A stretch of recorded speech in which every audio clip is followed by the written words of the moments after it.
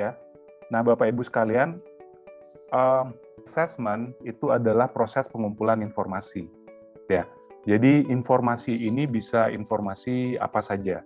Misalnya informasinya tentang siswa kita, tentang pengajaran kita, tentang program pendidikan dan lain sebagainya.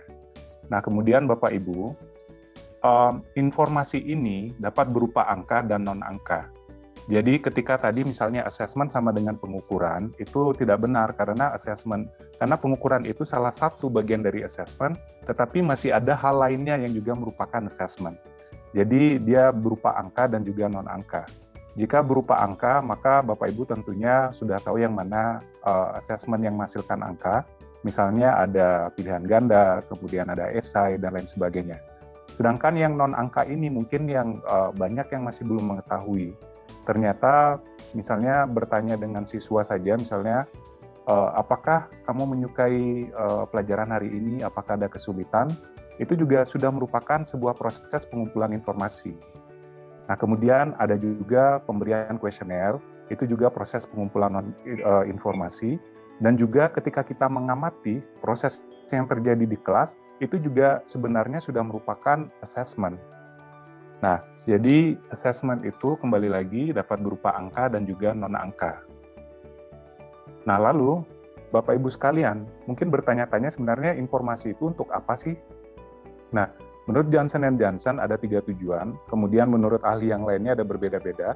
Misalnya Brown ada 5, kemudian Itko juga ada 5, tetapi saya lebih cenderung menggunakan dari yang dijelaskan oleh Johnson & Johnson. Yang pertama, informasi itu adalah untuk tujuan diagnostik.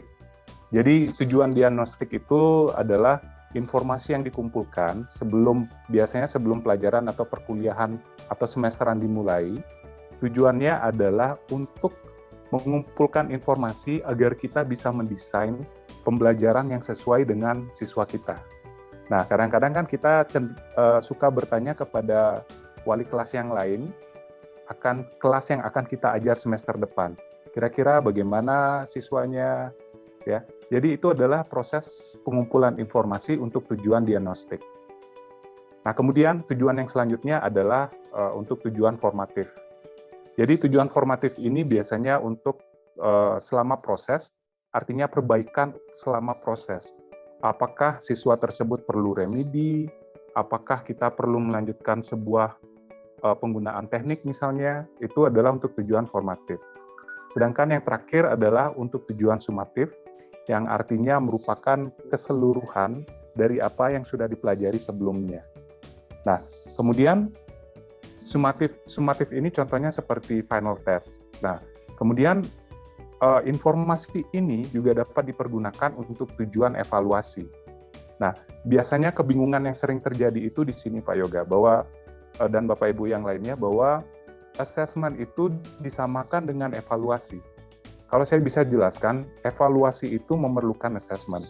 Karena evaluasi itu sendiri adalah proses pengambilan keputusan. Nah, dalam mengambil keputusan, misalnya siswanya lulus atau tidak, kemudian pengajaran yang kita lakukan perlu kita pertahankan untuk semester depan atau tahun depan atau tidak, tentunya memerlukan informasi. Jadi, sekali lagi, evaluasi memerlukan informasi dan pengumpulan informasi itu memerlukan yang namanya assessment. Nah, kalau saya gambarkan Pak Yoga dan Ibu-Ibu peserta yang lainnya, jadi evaluasi dan assessment itu seperti ini. Meskipun gambar yang lain ada yang misalnya evaluasi itu lebih besar, kemudian ada lingkaran assessment di dalamnya, ada pengukuran, wawancara, observasi, dan lainnya di dalam assessment.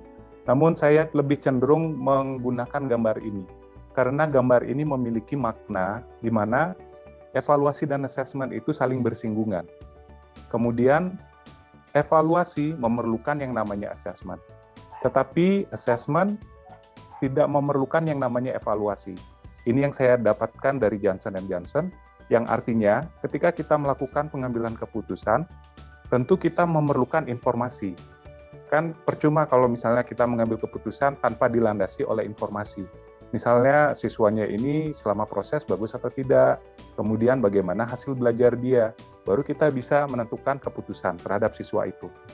Nah, sedangkan assessment sendiri bisa tanpa evaluasi, karena tujuan assessment itu kan tadi ada 3, ada sumatif, yang hubungannya dengan evaluasi, dan bisa untuk formatif, dan juga bisa untuk diagnostik. Jadi, evaluasi memerlukan assessment boleh tanpa evaluasi. Nah, tentunya sampai di sini Bapak Ibu sudah paham mengenai penjelasan ini. Nah, kemudian yang selanjutnya Bapak Ibu, tentunya Bapak Ibu familiar dengan teknik assessment ini. Ini dinamakan teknik assessment tradisional karena memang dia muncul lebih awal pada saat itu, sehingga ketika sudah ada yang baru dikatakan sebagai tradisional. Nah, assessment tradisional ini biasanya mengukur kemampuan mendasar siswa. Dia tidak bisa mengukur kemampuan mendalam atau kemampuan otentik siswa. Misalnya dulu cenderung ketika siswa ya kita uji pilihan ganda, misalnya pelajaran bahasa Inggris. Siswa tersebut bisa menjawab dengan sangat baik dan kita mengatakan bahwa siswa itu pintar bahasa Inggris. Kemudian ada tes ada kompetisi public speaking misalnya. Kita mengirim siswa itu karena kita beranggapan bahwa siswa itu pintar. Padahal alat ukur yang kita gunakan itu kan hanya mengukur kemampuan dasar, tidak mengukur kemampuan otentiknya.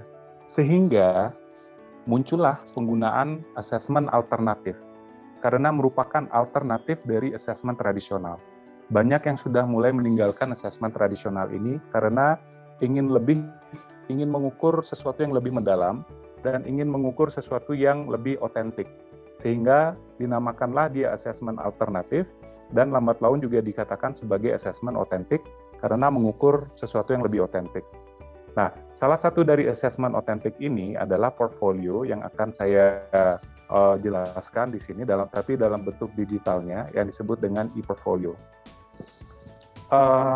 Baik, kita lanjutkan. Nah, kemudian assessment itu ada 3 jenis, Bapak Ibu sekalian. Misalnya ada assessment as learning. Nah, biasanya kalau assessment as learning ini adalah kegiatan yang kita desain untuk siswa kita, tujuannya adalah untuk their development. Ya, misalnya pengembangan bahasa, pengembangan pengetahuannya. Jadi murni kita desain adalah untuk membimbing siswa menjadi lebih baik. Nah, kemudian yang kedua adalah assessment for learning.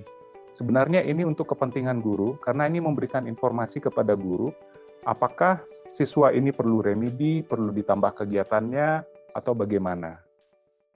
Nah, ketika melihat ini, Bapak Ibu sekalian, bukan berarti kita harus mendesain satu untuk assessment as learning, satu untuk assessment for learning. Sehingga ada 2 jenis assessment, tidak. Tetapi kita bisa mendesain satu assessment saja yang memfasilitasi 2 tujuan ini. Sebagai assessment as learning, dan di satu sisi sebagai assessment for learning. Dan saya yakin sejauh ini Bapak Ibu sudah melaksanakan keduanya ini.